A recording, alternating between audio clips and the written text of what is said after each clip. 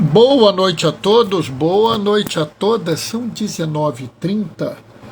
Vamos ouvir o clamor dos pobres e o clamor da terra? E aí, pessoal, tudo bem com vocês? Oi, Marli, boa noite, paz e bem. Nós estamos aí fazendo a live. Ontem não teve live porque eu estava de plantão, né? Hoje vai ter live, amanhã vai ter live, sexta-feira não vai ter live. Vou logo avisando, sexta-feira não vai ter live porque é aniversário do meu pai. E sendo aniversário do meu pai, a gente vai comemorar, né? Afinal de contas, o velho está fazendo 82 anos de idade. Não é todo dia que alguém faz 82 anos de idade, né? Então, eu não irei fazer live na sexta-feira, sábado eu farei, né? A gente está na nossa atividade, fazendo muito trabalho, resolvendo muito problema, né? E a gente está nas correrias de sempre, né? Hoje a gente vai ter uma live sobre um tema muito interessante, muito importante, na minha opinião, né? E acho que vai valer a pena. Segunda-feira eu fiz uma fala sobre um grupo católico que estava soltando uma desinformação. Não diria que chegava a ser uma fake news, mas era uma desinformação importante, porque eles afirmavam uma coisa que ninguém podia afirmar. Mas o pior é que mesmo que eles estivessem certo, mesmo que de fato a fala sobre o Papa deles fosse certa, eles não deveriam ter falado, né? Está entrando alguém aqui. Ai, meu Deus. Amadeu, oi, Amadeu, boa noite, paz e bem. Sabe, há coisas que mesmo que sejam certas, nós não podemos falar, né? E aí a gente tem que ter muito cuidado com essas coisas, né? E de certa forma é interessante porque, vamos dizer assim, vai ter um pouco a ver com a fala de hoje, né? Vai ter um pouco a ver com a fala de hoje, né? Vai ter. Mas deixa para lá, daqui a pouco a gente vai fazer a nossa reflexão, né? Aliás, está na hora. Vamos começar. O Senhor esteja convosco, Ele está no meio de nós. Proclamação do Evangelho de Jesus Cristo, segundo Marcos. Naquele tempo, João disse a Jesus: Mestre, vimos um homem expulsar um demônio em teu nome, mas nós o proibimos, porque ele não nos segue. Jesus disse: Não o proibais, pois ninguém faz milagres em meu nome para depois falar mal de mim. Quem não é contra nós é ao nosso favor. Palavra da salvação. Enquanto eu estava lendo, o Amadeu respondeu: Olá, boa noite, tudo. Ou seja, respondendo se estava tudo bem. Esse evangelho é meio assustador, porque se você olhar, são 3 versículos. E eu vou dizer para vocês que, apesar de serem 3 versículos, você vai ver que é muita coisa importante. O Amadeu está falando aqui que ele está em Fátima. Ah, Amadeu, você está em Fátima, que bom. Muito bom saber disso, Amadeu. Eu acho que estar em Fátima é legal porque somos muitos brasileiros, eu não sei outras nacionalidades, mas os brasileiros, eles têm uma proximidade muito grande com Maria, né?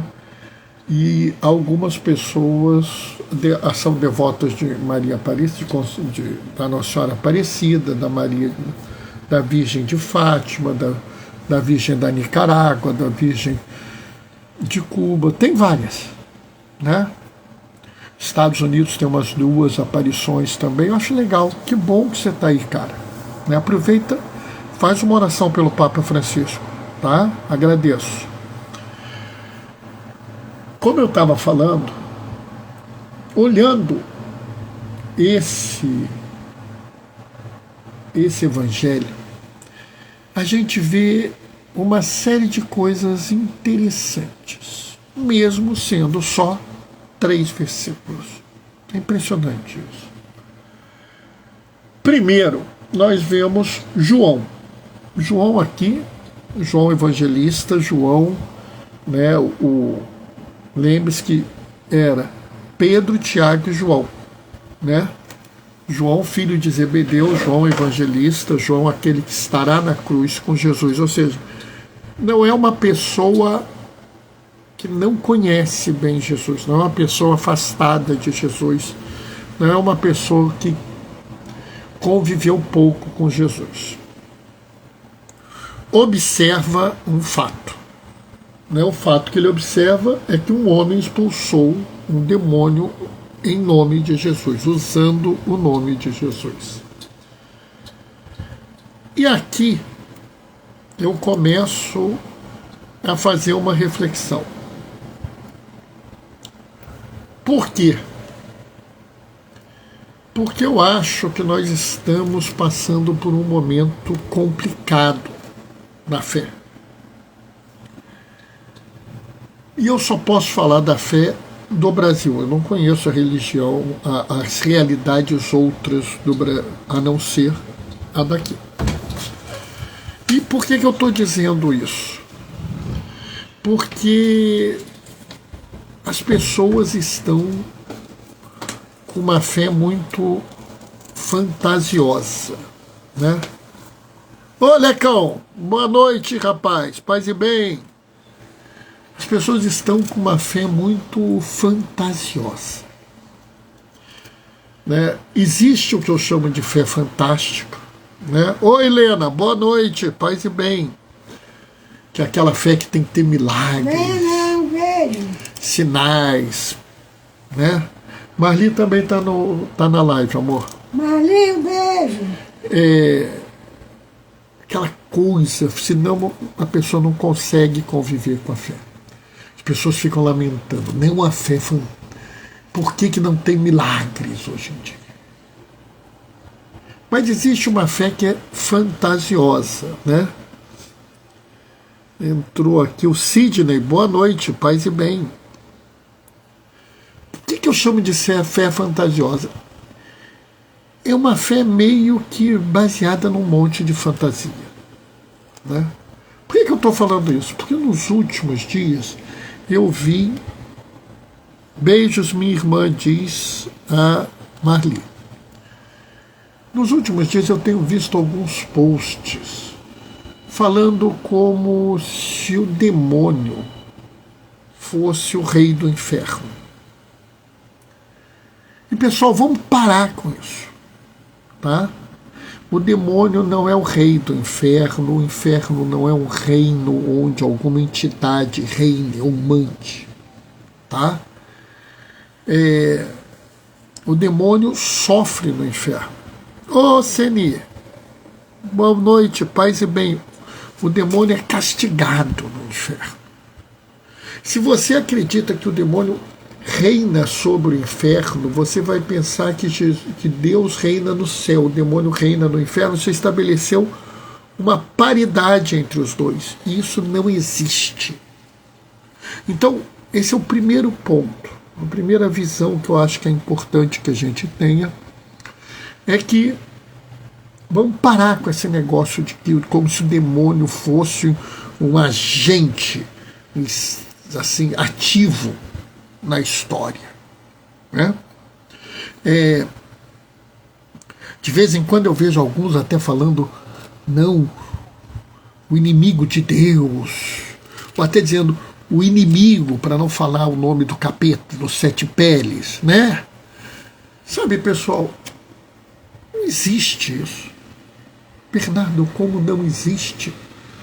Pelo amor de Deus, se Jesus é por ti, quem será contra ti? Quem poderá resistir ao amor de Deus? Vamos parar com essa brincadeira. Existe a tentação? Existe. Existe o mal? Existe. Mas a gente achar que tem um demônio perseguindo a gente, porque o sujeito, a árvore caiu na cabeça do sujeito porque foi o demônio que cerrou a árvore. Alguém ficou doente porque o demônio pôs uma doença na vida dele. Não, vamos parar com isso. Mas o fato aqui é que esse homem estava expulsando um demônio usando o nome de Jesus. E aqui a gente tem que ter cuidado porque a Bíblia é lida dentro de um contexto cultural. Então, muitas doenças da época eram entendidas como demônio. Nossos irmãos indígenas até hoje acreditam que as doenças são espíritos que entram na pessoa. Então, por exemplo, entra o espírito da borboleta e ele tem a doença A. Se entrar o espírito da lagarta, ele tem a doença B, né? Na época se acreditava que o demônio causava uma doença. Então, ele podia até estar curando uma doença, não necessariamente um demônio. Logo em seguida,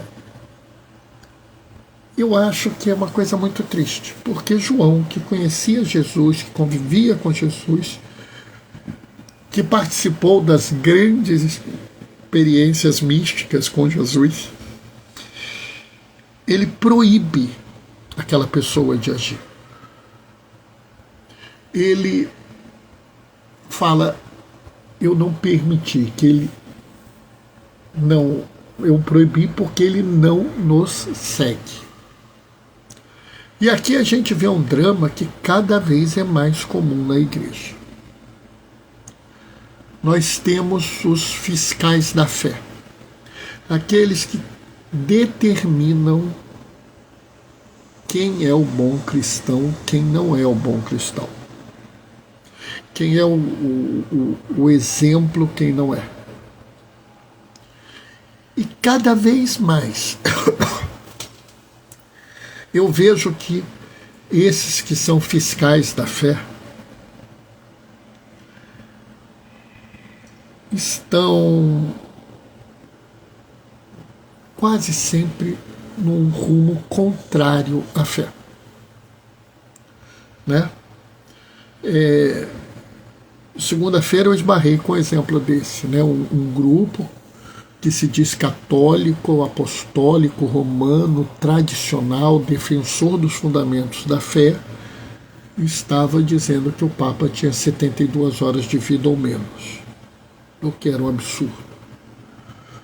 Num outro grupo, que muitos dizem que não é um grupo católico, que não pode fazer parte da igreja, porque eles cometem pecados terríveis, ao que o próprio grupo conservador, que dizia que o Papa só tinha 72 horas de vida, falava sobre esse grupo de católicos. Ou seja, um grupo de fiscais da fé criticavam uns que diziam que não deviam nem entrar na igreja. Os fiscais da fé falam tão mal do Papa, do Concílio Vaticano II, que a maioria das pessoas comenta criticando eles, porque entende que aquele post está errado. O outro grupo marca um dia para fazer uma corrente de oração pelo Papa. E é mais ou menos o que aconteceu aqui. Esse homem está curando um doente ou expulsando um demônio em nome de Jesus. E João age como um fiscal da fé, proibindo ele de fazer o bem. Não, Bernardo, ele só proibiu ele de fazer o bem usando o nome de Jesus. Realmente, essa divisão faz sentido. Assim, é claro que nem todo bem que é feito no mundo é feito em nome de Jesus. Mas determinados atos divinos só podem ser feitos com a intervenção divina. E pelo menos nós católicos acreditamos que os atos divinos só podem ser feitos pelos homens através da intervenção direta do Espírito Santo, que é o Espírito que vivifica, o Espírito que santifica. O Espírito Santo permita que nós, homens, nós, mulheres, façamos atos divinos. E seja expulsar um demônio, seja curar uma doença, é um ato divino.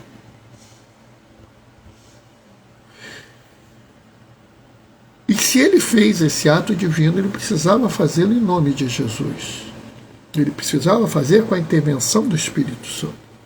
Então, se você diz, faz o ato bom sem usar o nome de Jesus, você está dizendo que não pode fazer o ato bom.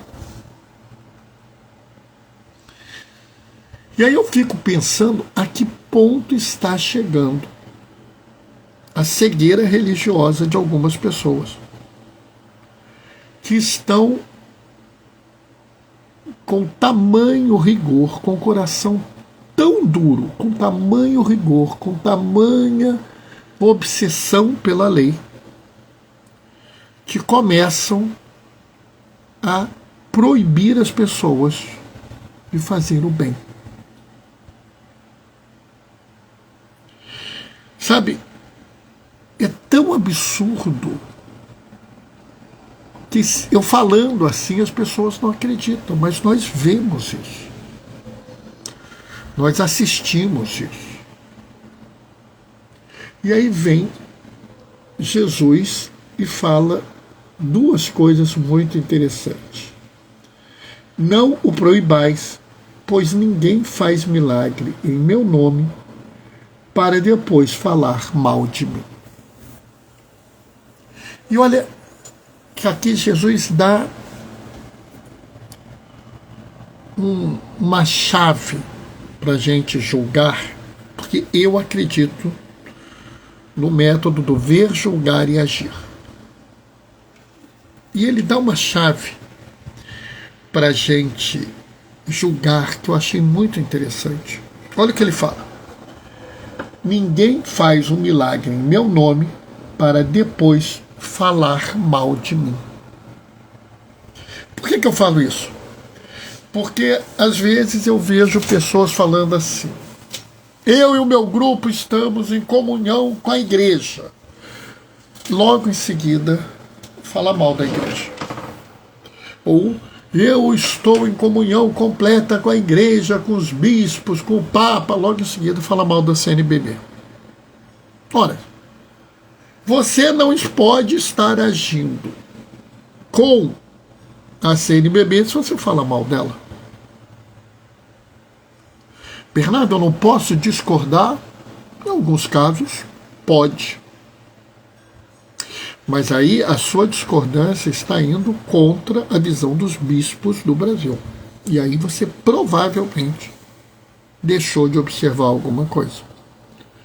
Eu, inclusive, vejo gente falando: nós estamos em comunhão com o Papa Francisco.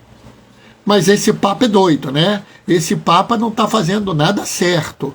Como é que esse Papa está permitindo isso? Como é que esse Papa está permitindo aquilo? Esse Papa é comunista.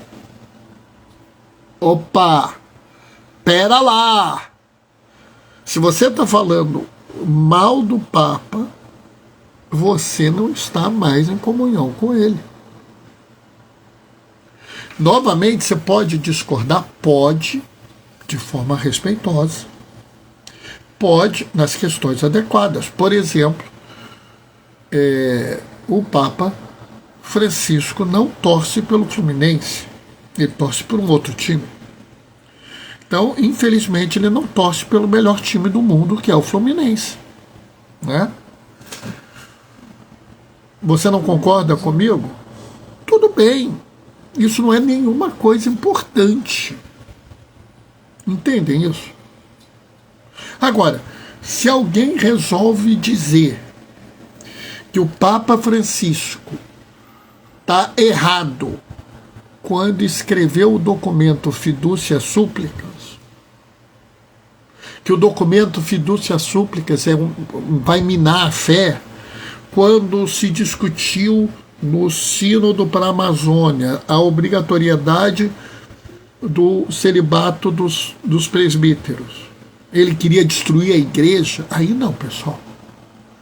Se você está fazendo isso, você ou incorreu no falar mal.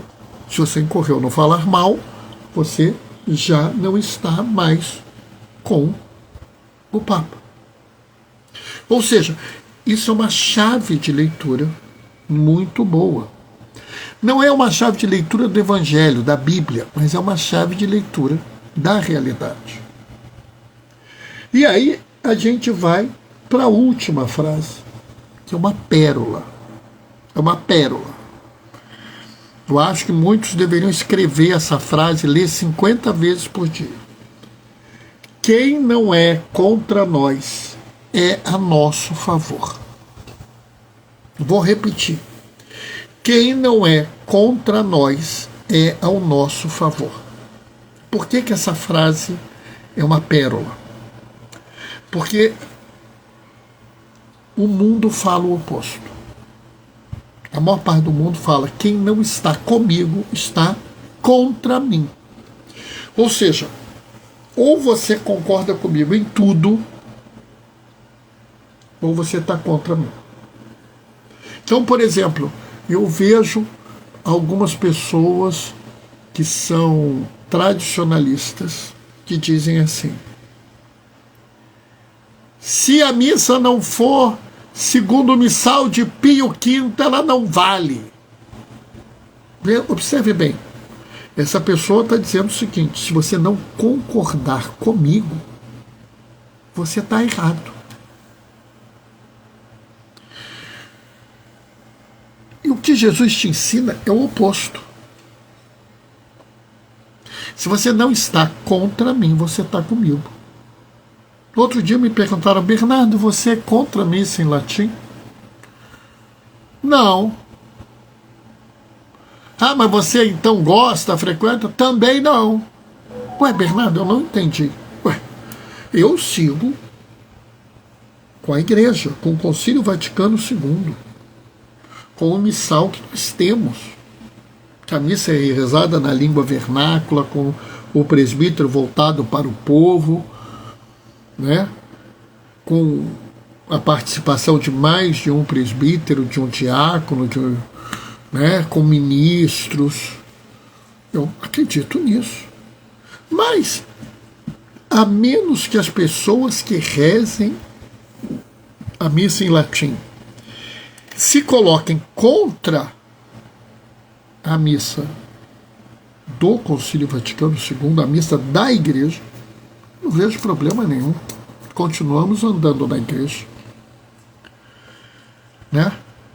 Outro dia, numa discussão sobre essa confusão do processo contra a Canção Nova, eu falei: olha, do jeito que as coisas estão apresentadas, eu acho que a Canção Nova está errada na posição que ela está fazendo. Ela devia fazer um acordo e resolver isso. Aí as pessoas falaram: você é contra a Canção Nova? Não. Ah, mas você participa da Canção Nova? Também não. Como não participo do Shalom, né? Como não participo dos Legionários de Cristo. Não. Mas enquanto eles não estiverem atacando a igreja, eles estão comigo na caminhada.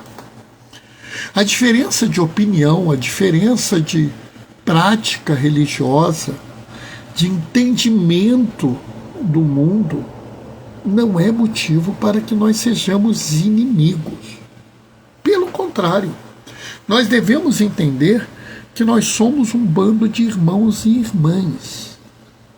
E sendo irmãos e irmãs, nós deveríamos nos unir e não nos separar. Nós deveríamos acolher e não excluir.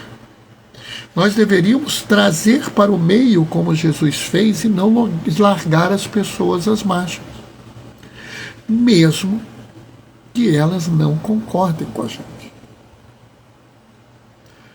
Mesmo que elas não tenham a caminhada de fé que a gente tem.